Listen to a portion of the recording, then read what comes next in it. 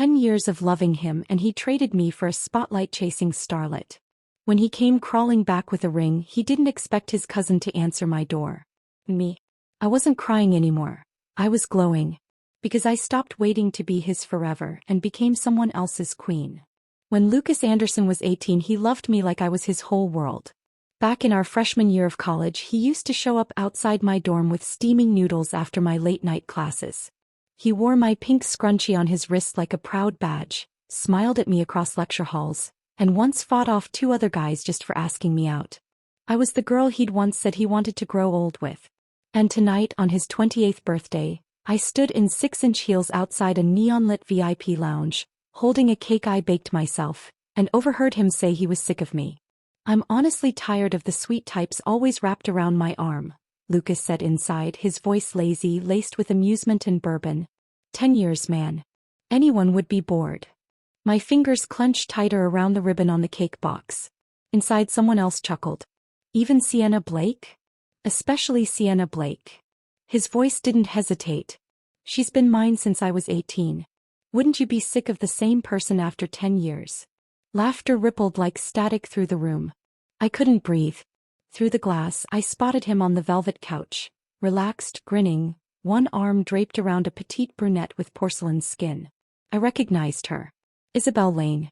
One of Anderson Entertainment's rising stars. Barely legal. All giggles and hair flips, currently curled against Lucas's chest like she belonged there. The room blurred, but I didn't cry. I walked in.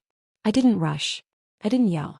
The cake slipped from my fingers and landed with a soft thud on the marble floor. Heads turned. Conversation stopped.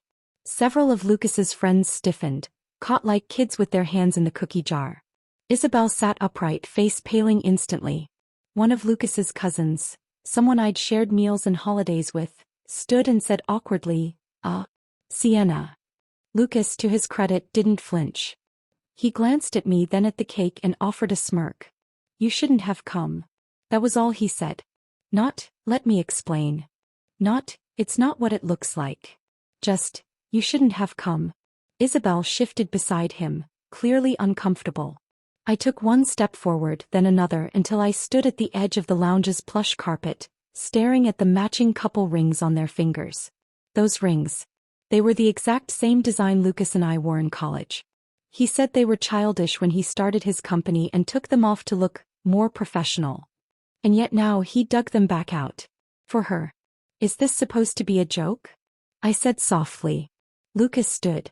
"Let's not cause a scene, Sienna. This is between us." "No, it's not." My eyes drifted to Isabelle, who looked like she wanted the floor to swallow her whole. "It stopped being just between us the moment you brought someone else in." He stepped in front of Isabelle protectively.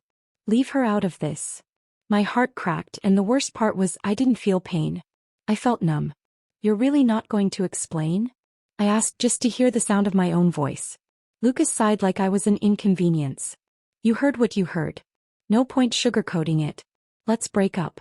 I want to give Isabelle a proper place in my life." I let out a short, bitter laugh. "You want to give her a proper place? Maybe you shouldn't have made her the mistress then. Watch it." His voice sharpened. "I won't let you slander her." "Oh." I raised a brow. "But you're okay slandering me?" 10 years, Lucas." Isabelle shifted uncomfortably.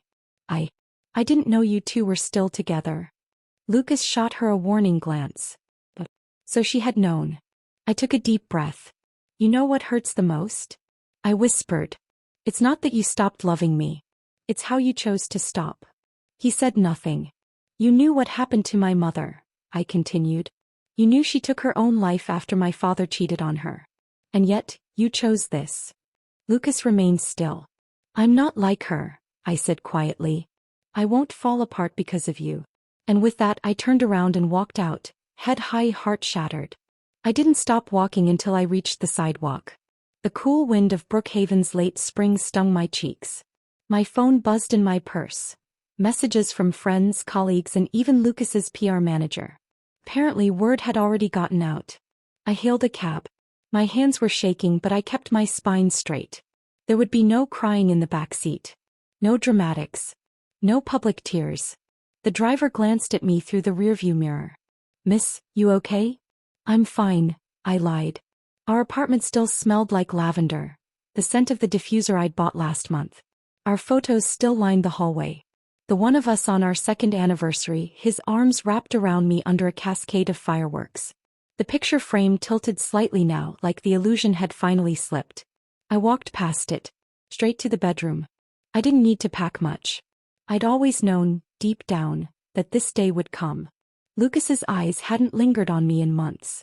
His touches had grown colder. He kissed me like habit, not hunger. So I'd waited. Hoped.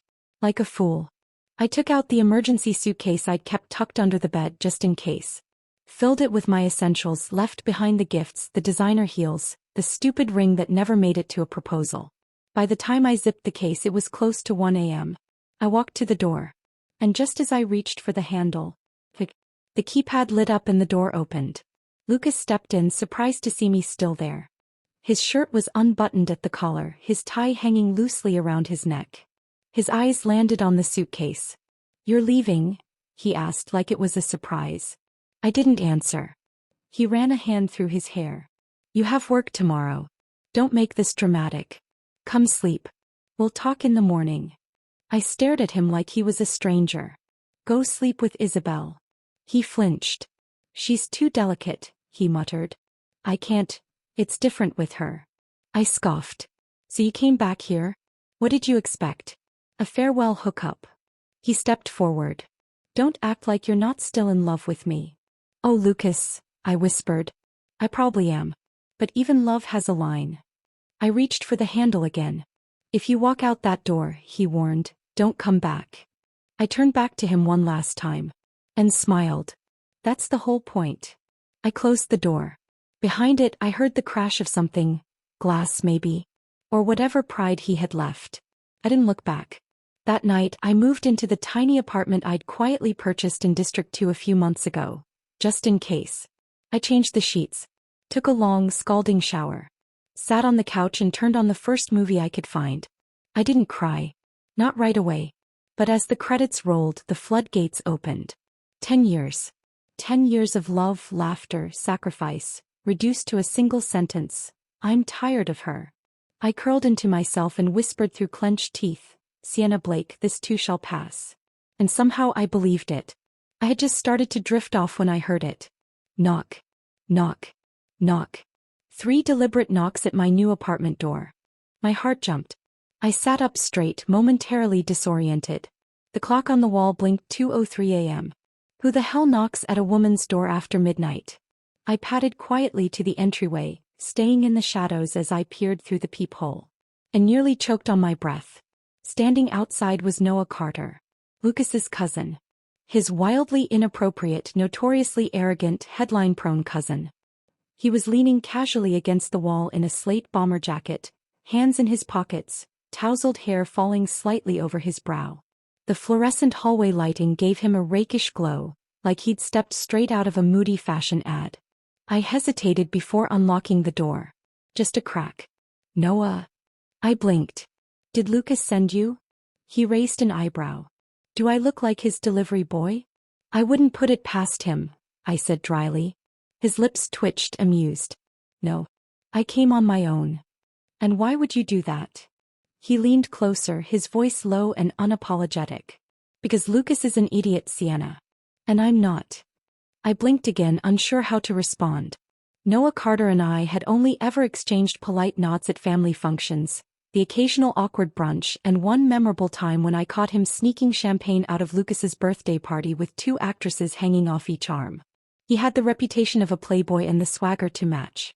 So why was he standing outside my new apartment in the middle of the night, looking at me like I was the only thing he could see? "I heard what happened tonight," he said simply. Of course he had. Brookhaven's elite moved faster than Twitter. "Congratulations," I said, forcing a brittle smile. "You're now the cousin of a publicly humiliated ex-girlfriend." "No," his expression sobered. "I'm here because I saw the way he looked at you, and then the way he looked at her, and I realized something." I crossed my arms. "Enlighten me." He grinned slowly. "Lucas is getting old. You should give someone young and energetic a try." It took me a full 2 seconds to process what he'd said. "Excuse me." I mean me, Sienna, he said helpfully as if that clarified everything. Give me a try. My jaw dropped. I thought you didn't even like women, I said before I could stop myself. He burst out laughing. That rumor? Please. I started that in college to get rid of clingy heiresses. Clever, right? I just stared at him. Without warning, he stepped forward and pushed the door open fully. And then he kissed me. It wasn't gentle. It wasn't tentative. It was wildfire. His mouth found mine with the kind of hunger that caught me off guard. So sudden, so primal that I stumbled back a step as his hand slid around my waist. His lips moved with confidence, demanding attention, coaxing a response I didn't even know I had left in me. For a moment I forgot my name. Forgot my heartbreak. Forgot everything except how good it felt to finally be touched like I mattered. When he finally pulled away, I was breathless. Still think Lucas sent me? He asked, eyes gleaming with something dangerous. I think you're insane, I muttered. But I'm your kind of insane, he said smugly. And damn it, I didn't argue. We didn't make it past the couch. Maybe it was the emotions from the lounge. Maybe it was the sight of the matching couple rings on Lucas and Isabelle's fingers. Maybe it was the decade of being taken for granted, building someone else's dream while losing myself in the process. But Noah made me feel like I had blood in my veins again. And he didn't treat me like a burden or an obligation or a worn-out memory. He made me feel like a woman. By the time the sun started to rise behind my curtains, my limbs felt like jelly and I had absolutely no idea what just happened. Only that I liked it. When I finally woke up, the space beside me was empty. I blinked and sat up, tugging the blanket around me. My muscles ached in places I forgot existed. I groaned, stretching like a cat, and muttered, Noah Carter, what the hell? I expected the apartment to be silent. But instead the scent of something buttery hit me. I threw on a robe and padded out of the bedroom only to freeze. There he was. Noah Carter. In my tiny kitchen. Wearing nothing but his jeans, his messy hair tucked behind his ears. Flipping eggs with the concentration of a Michelin chef. What kind of fever dream was this? He glanced over his shoulder. Morning, sleepyhead. You're still here? Of course. He shrugged. You think I'd hit and run? I didn't think you'd cook, I said, stunned. Do you even know how to cook? I know how to fry an egg, he said, completely unbothered. And make toast. And pour juice. That's 3 out of 5 food groups, right? I stared at him, unsure whether to laugh or scream. He turned and placed a plate in front of me, grinning like an overconfident idiot. Eat. You'll need energy later. I shot him a sharp look. I meant in case we go sightseeing, he said innocently. You're the one thinking inappropriate thoughts. You kissed me first. And you didn't stop me. Had me there. We ate breakfast together like it was normal. Like we hadn't flipped my entire emotional world upside down the night before. But as I watched him, I saw something that didn't match the headlines and gossip. Noah Carter was funny. And genuinely interested in me. Not the curated version Lucas had slowly molded me into. He reached across the table suddenly, brushed a crumb from the corner of my mouth and asked, So what now? What do you mean? I mean, are you flying to Crestmont? I blinked. How did you know I was planning that? He smirked. You mentioned it once at that god-awful Anderson family barbecue.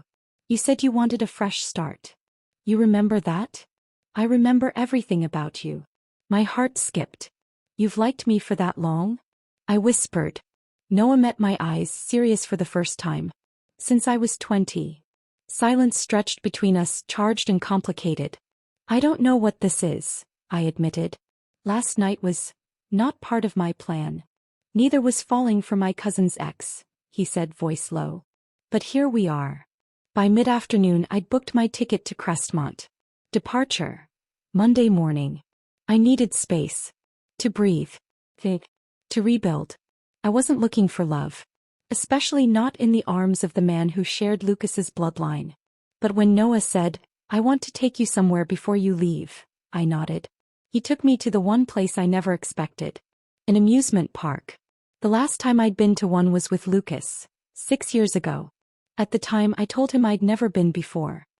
His expression had turned tender, almost boyish as he whispered, Then we'll come here every year. We did, until the 7th year when he stopped remembering. But Noah bought me bunny ears. Dragged me onto roller coasters. screamed louder than me on the spinning teacups, laughed when I cursed at the drop tower. And when we reached the Ferris wheel, he surprised me again. As we reached the very top, he leaned in close and said softly, "They say couples who kiss at the top stay together forever." I smiled but looked away. "We're not a couple, Noah." He didn't argue. He didn't push. He just placed a kiss on my cheek and whispered, "Not yet." That night, I stood on my balcony watching the city lights sparkle like stars. My heart ached, not from pain but from a strange hope I hadn't felt in years. This wasn't the plan. This wasn't how life was supposed to go. But maybe, just maybe, it was how it was meant to go. I used to think amusement parks were a little overrated. Too loud. Too chaotic. Too many people. But that was before Noah Carter grinned at me over a cotton candy stand and said, "You need to live a little, Blake." And then promptly stuck a pair of glittery purple bunny ears on my head. "Are you serious?" I asked, trying not to smile. He stepped back and tilted his head. "They suit you. I look like a pastel fever dream." He leaned closer and whispered, "You look like my pastel fever dream." I stared at him, flustered. "You're ridiculous." "You're smiling." "Because I'm embarrassed." "Still counts." It was midday and the sun beat down through a cloudless sky. Crestmont's popular amusement park bustled with energy. Children screaming on thrill rides, teenagers in matching outfits chasing after plush prizes, couples feeding each other popcorn like it was some kind of Olympics event. I felt out of place in my jeans and black top, until Noah laced his fingers through mine. With one touch, I didn't feel like an outsider anymore. We started with something light, the carousel. Noah picked the most obnoxiously decorated horse for me. Pink with golden reins and a flower crown. I raised an eyebrow. "Seriously?" He smirked. "If you're going to ride, do it right." We circled 3 times to overdramatic music. He filmed me the entire time, narrating like a Discovery Channel documentary. By the time we got off, my stomach hurt from laughing. Then came the bumper cars where he targeted me mercilessly. "Carter!" I shouted, gripping the steering wheel. "You're supposed to hit everyone, not just me." He grinned devilishly. "I don't chase everyone. Just you." I crashed into a wall. Halfway through the day, we ended up in line for bungee jumping. The platform stood at the top of a narrow steel tower, swaying just slightly in the wind. People screamed as they dove into the sky, then bounced back up like ragdolls on a string. My stomach flipped. Lucas would have never done this. He hated heights. He used to grip the handles on Ferris wheels so tightly his knuckles turned white. But when Noah turned to me and said, "Scared?" I didn't want to say yes. "I'm not scared," I lied. "Just thinking about how dumb this is." He handed our signed waivers to the operator. "Then let's be dumb together." 5 minutes later, we were strapped in and standing at the edge of the platform. My heart raced. I glanced down. Mistake. The ground looked impossibly far away. I reached for the rope instinctively. Nope. I changed my mind. "This is insane." "You're insane. Everyone here is insane." "Hey," Noah said, taking my hand. "I've got you." I looked at him. His hair was windblown, his cheeks flushed, and his eyes. His eyes weren't mocking. They were steady, grounded, full of something I couldn't name yet. "Ready?" he asked. "No." 1. "Noah." 2. "You're seriously doing this?" 3. We jumped. The scream ripped out of me before I could stop it. The wind roared in my ears. My stomach dropped into my shoes. My eyes squeezed shut. The world became a blur of blue sky and noise. And then silence. Weightlessness. Followed by a sharp bounce and another scream, his this time. When we finally came to a stop, swinging gently in the air like laundry on a line, I burst into uncontrollable laughter. "I think I died," I wheezed. "You died pretty," Noah managed, still holding on to me. We dangled there for a while, the adrenaline pulsing through our bodies, his arms tight around my waist. "I needed that," I admitted. He looked down at me. "I know." Back on solid ground, we collapsed onto a bench with ice cream cones in hand, our knees still shaking. "You were fearless up there," he said. "I was not." "You jumped." "I was dragged." "Still counts." I licked my cone and studied him. "You're different here," I said. He blinked. "Here as in Crestmont?" "No. I mean around me." His grin faded, replaced by something softer. I don't play with people I care about, Sienna. I was quiet for a long beat. Then I said, Lucas used to bring me here every year. Noah didn't flinch. Used to. For the first 6 years he'd plan it. Pack snacks. Hold my hand like a kid on Christmas. But then, life got busy. Work took over. He started canceling. Eventually we just stopped going. Did you stop asking?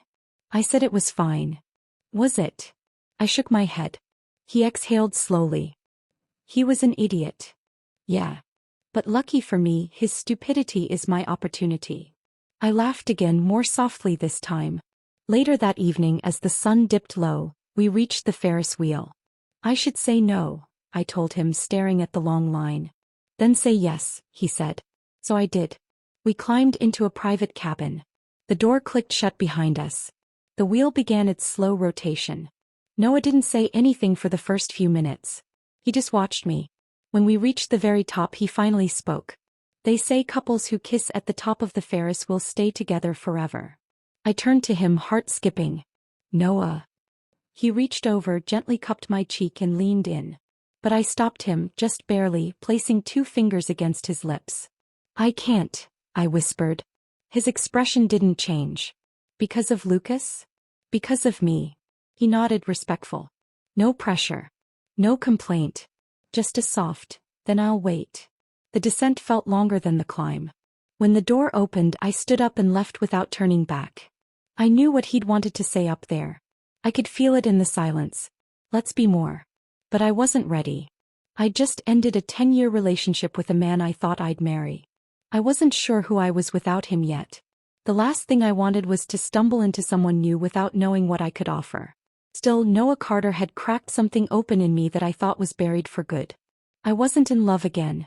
But for the first time in years, I wanted to be. That night, I sat on the floor of my apartment packing boxes for the Crestmont transfer.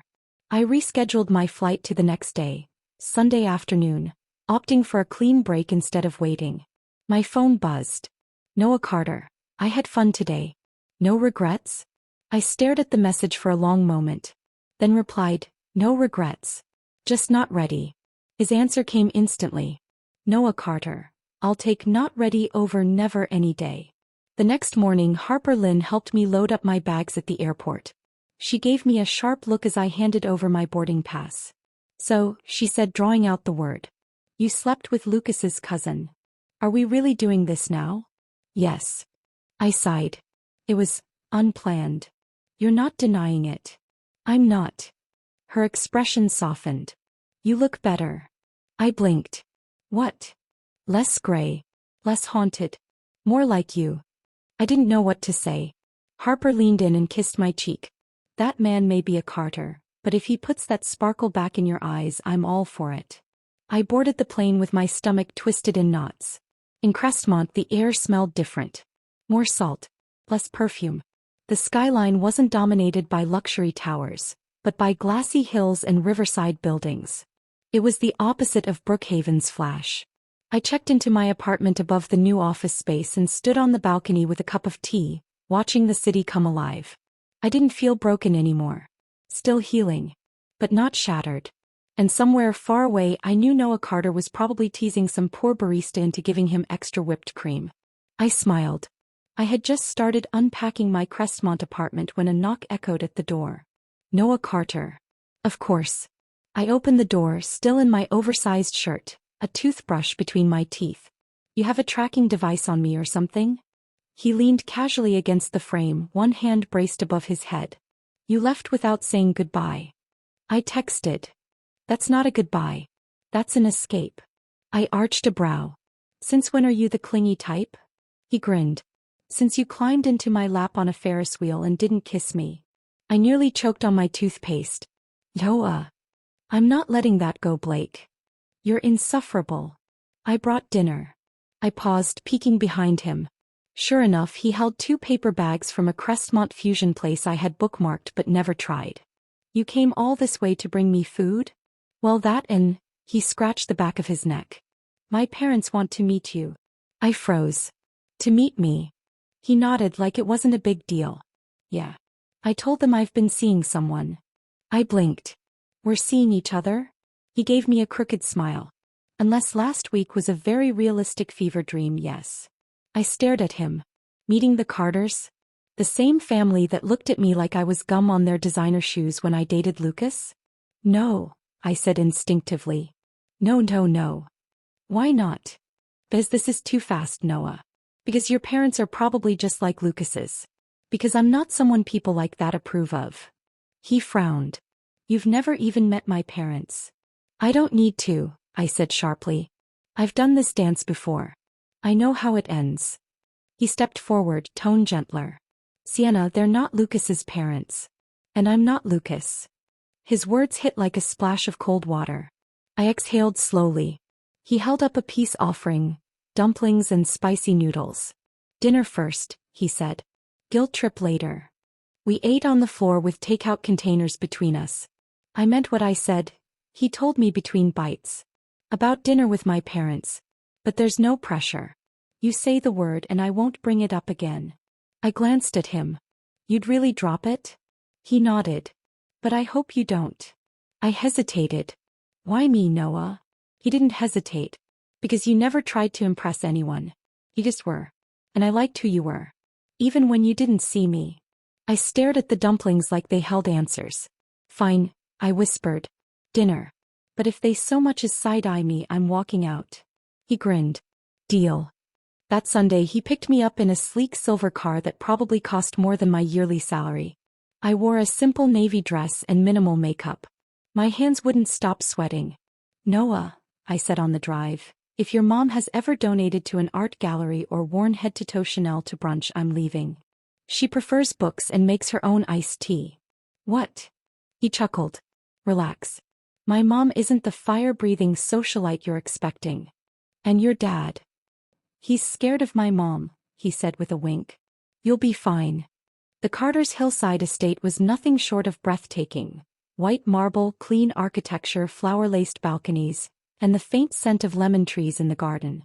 But the moment the door opened, I forgot the house. Because the person who answered wasn't a butler or a maid. It was Noah's mother. She wore a soft sweater, jeans, and warm eyes that crinkled when she smiled. You must be Sienna, she said, pulling me into a hug before I could even speak. I've heard so much about you. I stood stiffly. All good things, I hope? She laughed. You're just as lovely as the photo Noah sent me. Mom, Toa groaned behind me. Boundaries. I have no such thing, she said with a wink. Dinner's ready. Come in. The living room smelled like roasted garlic and rosemary. Photos lined the mantel. Noah as a boy on a soccer field, Noah grinning with braces, Noah holding a cat with absolute fear in his eyes. His mother caught me staring. Don't worry. I keep all his embarrassing pictures for blackmail. I like her already, I muttered. She leaned in and whispered, me too.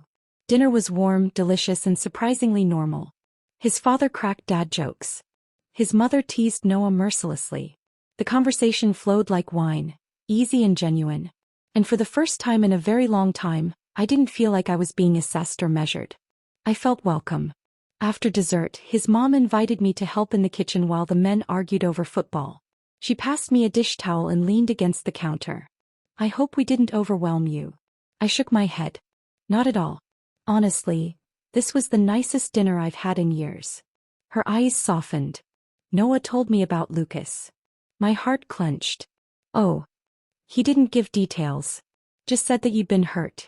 And that you were scared. I nodded, unsure what to say. She placed a hand on mine. You're safe here, Sienna. I don't care who your ex was. I care about the woman who makes my son look at her like the sun rose just for her.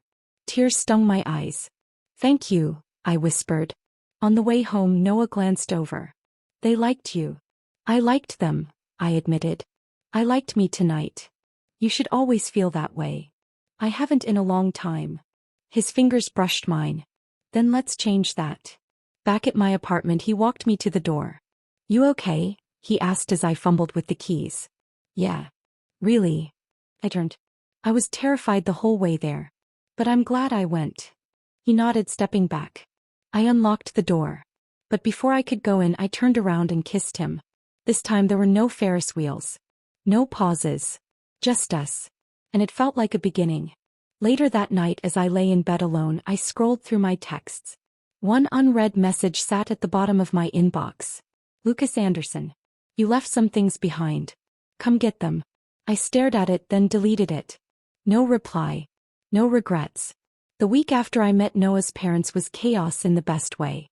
The Crestmont branch launch was underway and I was buried in schedules, vendor negotiations and design finalizations. Harper kept texting me, remember to blink, while Noah kept showing up at my door with snacks, sarcasm and that devastating smirk. We hadn't officially labeled anything, but whatever it was, it felt right. Comfortable.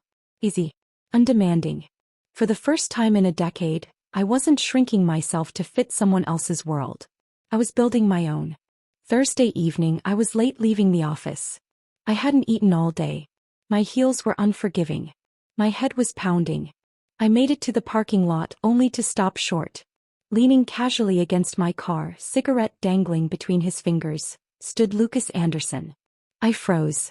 He looked different. Thinner. Haggard. Like life had chewed him up and spat him back out.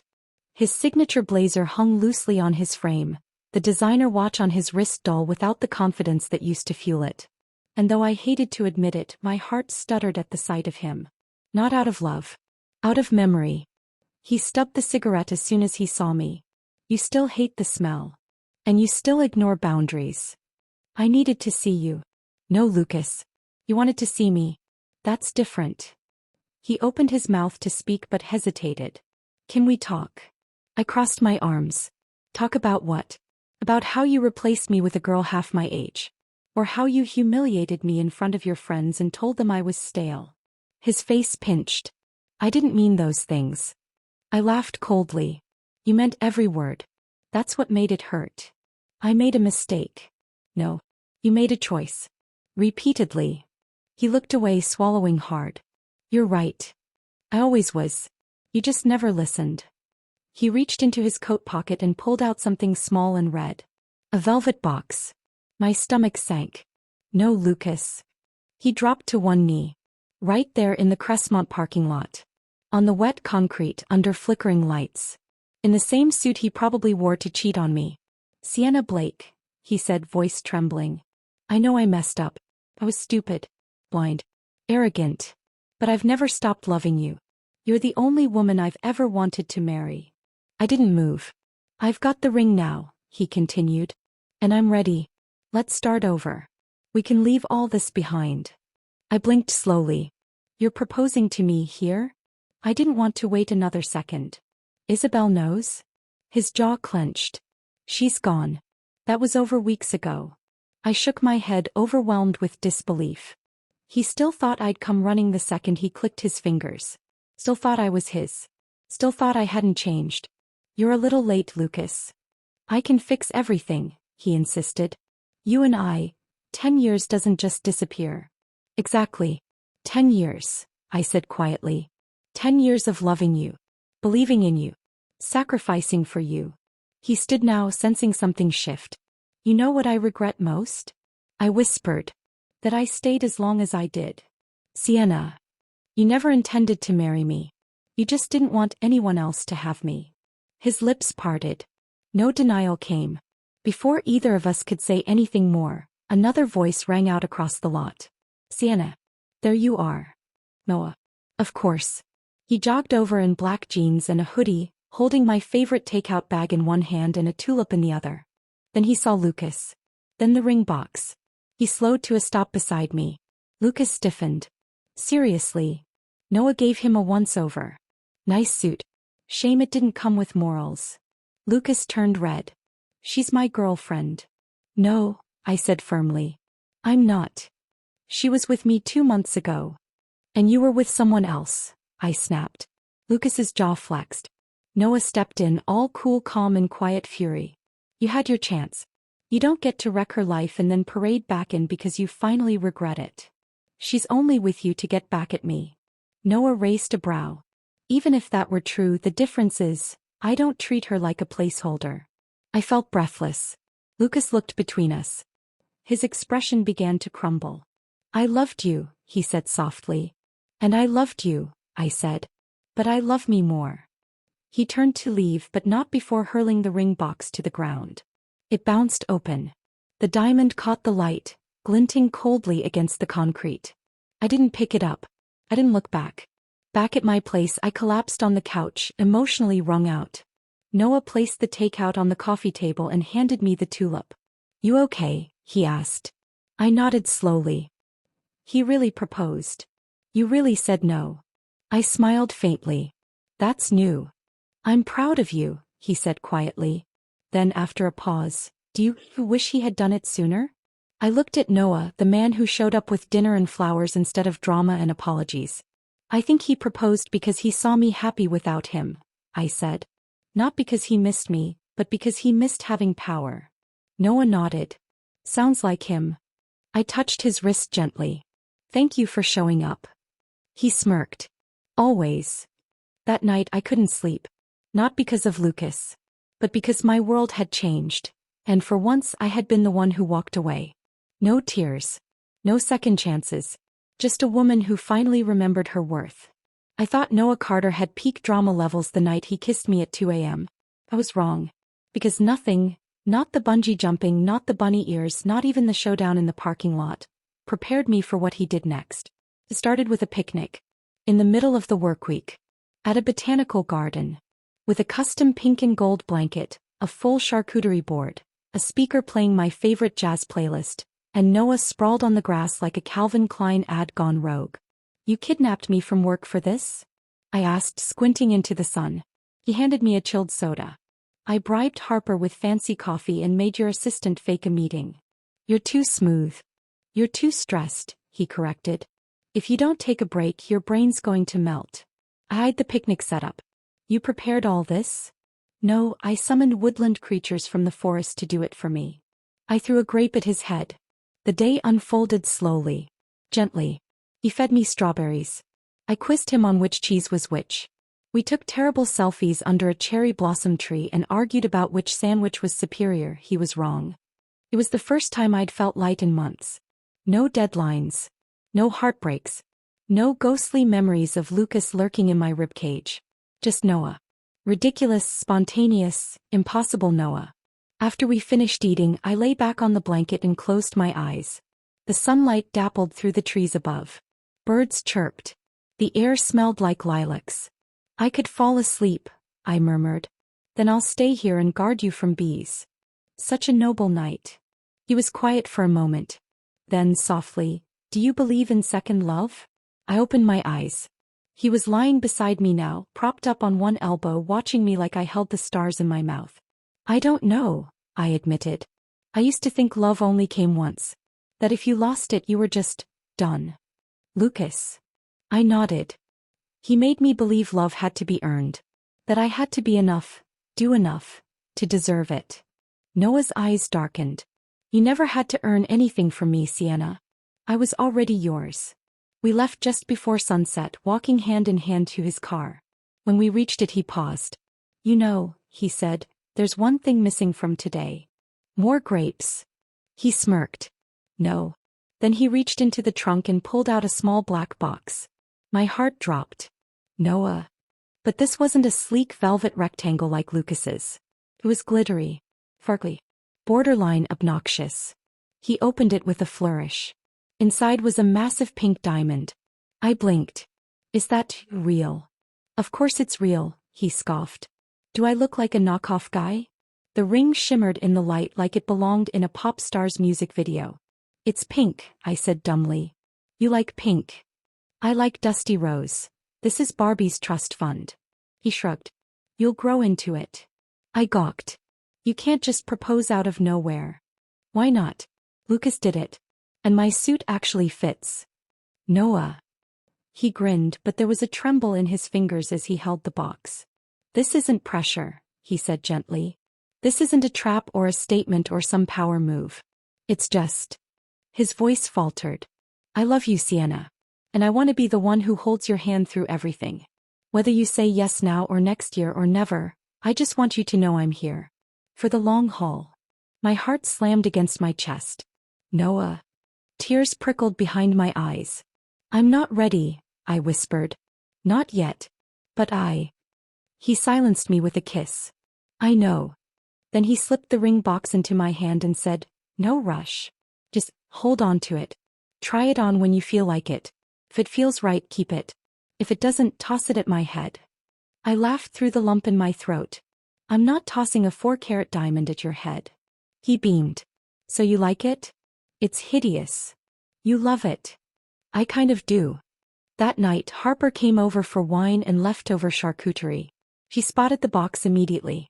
Holy hell, she gasped. Did you rob a princess? I rolled my eyes. Noah proposed. Her glass paused mid-sip. What? I told her everything. Vacnik. The pink diamond. The words. By the time I finished, she looked like she'd been hit by a truck full of romance novels. I told you, she said smugly. He's crazy about you. I'm not ready, I said again. You don't have to be. Just be honest. That's the difference between Noah and Lucas. He's not trying to possess you, he's asking to walk beside you. I looked down at the ring box. It sat quietly on the coffee table, pink and bright and obnoxiously beautiful. Like a promise. Not a demand. The next morning I woke up to a text. Noah Carter. Hope you slept well. P.S. I also got you a dusty rose one just in case. It's in my sock drawer. Don't tell the pink one, she's sensitive. I laughed so hard I nearly dropped my phone. Then I sent back a photo. Of the ring. On my finger. No words. Just the picture. His reply came instantly. Noah Carter. He just made me forget how to breathe. We didn't announce anything. Didn't rush to wedding expos or cake tastings. There was no grand unveiling on social media. It was just us. Waking up together. Cooking late-night pasta. Arguing over toothpaste brands. Stealing kisses between meetings. Laughing at inside jokes no one else would understand. And somewhere along the way, I realized I wasn't scared anymore. Meanwhile, Lucas Anderson stood outside my new office building. For the 4th time that week. Dark circles hollowed his eyes. His jaw was clenched so tightly I could see the tension from 3 floors up. He never entered. Just waited. Hoping. But I never came down. And he never saw the pink sparkle on my left hand as I laughed in the break room with my team. Or the way Noah slipped in at lunch to bring me coffee. Or how I brushed flour off his shirt when we cooked dinner after work. Lucas never got to see the after. He only ever saw the version of me that begged for scraps. But this was the woman I became when I stopped loving him. And started choosing myself. It was a Thursday when Lucas Anderson made his last move. I had just wrapped up a pitch meeting and was on my way down to the lobby for coffee when my phone buzzed. A known number. I'm outside. 1 minute. Please. I didn't have to guess who it was. I stared at the message for a long moment. My thumb hovered over delete. Then I sighed and walked to the front of the building. Through the tinted glass doors I saw him. Leaning against the same silver car I once helped him shop for on a stormy afternoon in Brookhaven. Lucas Anderson. Once the boy who swore he'd build me a castle. Now just a man grasping at ruins. I pushed the door open and stepped into the sunlight. He straightened when he saw me, eyes scanning my face like a drowning man looking for land. Sienna. Lucas. You're not going to pretend you didn't get my message? No. I considered it, though. He tried to smile but it came out crooked. You look good. Because I am good. Silence settled between us. He took a deep breath. I need to say this. Then I'll leave you alone. I crossed my arms. Go on. I thought you'd come back, he said quietly. I thought you just needed time to cool off. That once you remembered the good years, you'd forgive me. You thought wrong. He looked down at his hands. I kept telling myself you were just trying to punish me. That you still loved me but you needed to get it out of your system. My heart stayed still. Not a twitch. But then I saw you with him. His voice caught. That smile, the way you looked at him. I haven't seen you smile like that in years. Not even with me. I didn't correct him. He was right. I know I messed up, Sienna, he continued. I know that doesn't begin to cover it. I was selfish. I took you for granted. I thought you'd wait forever. I almost did, I said calmly. His eyes snapped up. I almost let you waste another decade of my life. But then you gave me something I never expected. What? Closure. He blinked. By leaving. No. By showing me who you really are. His lips parted but no sound came out. I loved you once, Lucas. So much I would have burned down my own dreams just to keep yours alive. I didn't ask you to. You didn't have to, I snapped, eyes flashing. You made me feel like loving me was a burden you carried out of habit. You let my loyalty rot into silence. He winced. I begged you to see me, I whispered. You looked straight through me. He stepped closer. I see you now. Too late. Doesn't it mean anything? It means you learned what regret feels like, I said softly. That's all. Just then a familiar voice called from behind. No parking here, buddy. Lucas turned as Noah appeared, walking from the coffee shop with 2 drinks in hand. He slowed when he saw us standing face to face. I gave him a tired smile. Hey. Noah's gaze moved from Lucas to me. Everything all right? Lucas exhaled. So this is it? I didn't answer. I didn't need to. I walked to Noah and took the cup from his hand. Double shot? I asked. He winked. With oat milk. Perfect. We started walking away together. Behind us, Lucas said, I'll never stop being sorry. I paused mid-step. Then turned back one last time. I believe you, I said. But I also don't care anymore. That night, I curled into Noah's side on the couch as we watched a terrible detective series. He kissed my temple and said, You okay? Yeah. Sure. I'm more than okay.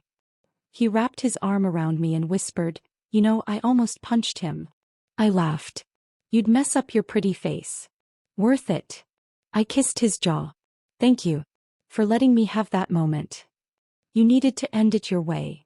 I did. And I had. No shouting. No tears. Just a clean cut. One that healed with time and peace, not apologies. 3 days later, Harper and I were window shopping when I spotted a familiar figure standing across the street. Lucas. Watching me. He didn't try to approach. He didn't wave. He just stood there still and hollow.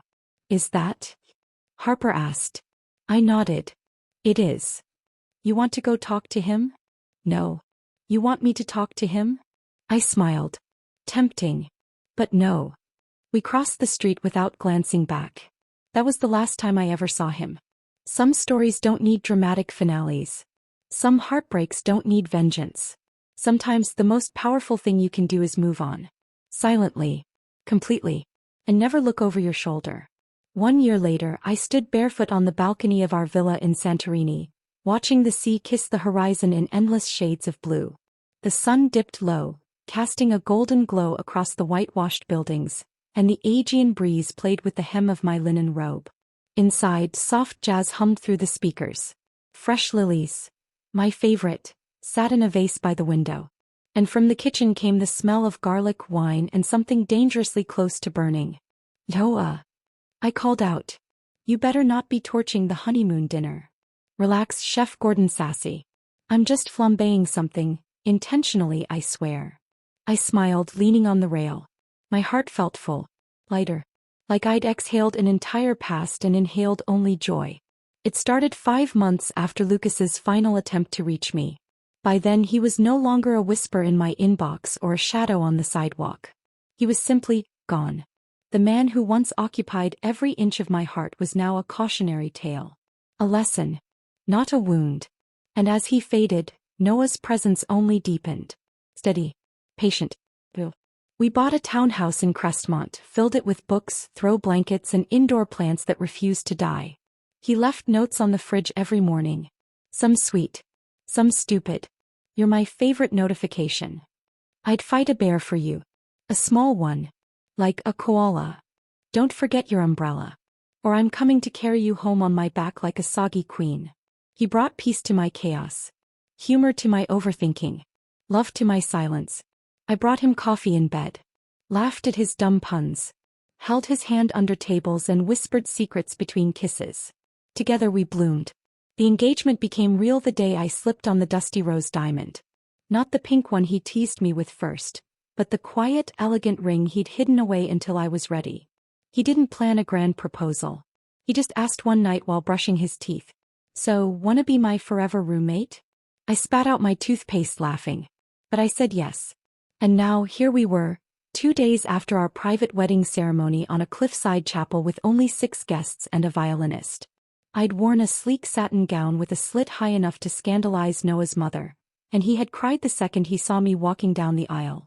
Harper caught it on video. It became my favorite thing ever. That and the way he whispered, "Wine." Finally, before the officiant even said, "You may kiss the bride." Back in Santorini, he finally emerged from the kitchen looking slightly smoked but triumphant. "I didn't burn the pasta," he announced. I raised a brow. "And the garlic?" Some sacrifices had to be made. We ate on the terrace. Just the two of us under string lights and a sky full of stars. Midway through dessert, pistachio gelato and wine, I looked over at him and asked, "Do you ever think about before?" He set down his spoon. "You mean Lucas?" "No. I mean me. The woman I was back then." He reached across the table, took my hand and pressed a kiss to my knuckles. "I loved her too," he said softly. "But I adore the woman you are now." "And who is that?" He smiled. "The woman who knows she's not too much. The woman who doesn't wait to be chosen, because she chooses herself.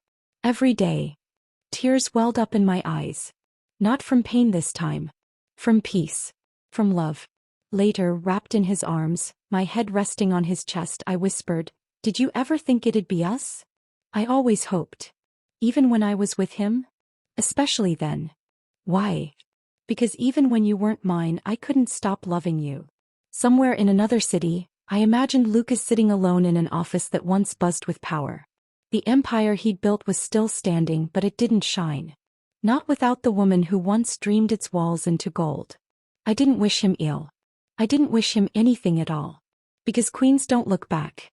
A week later, we returned to Crestmont to find the front page of the business section featuring a story on Anderson Holdings losing a major overseas client. Harper snorted. "Karma's got taste." I flipped the page, uninterested. "Pass me the crossword." Noah winked.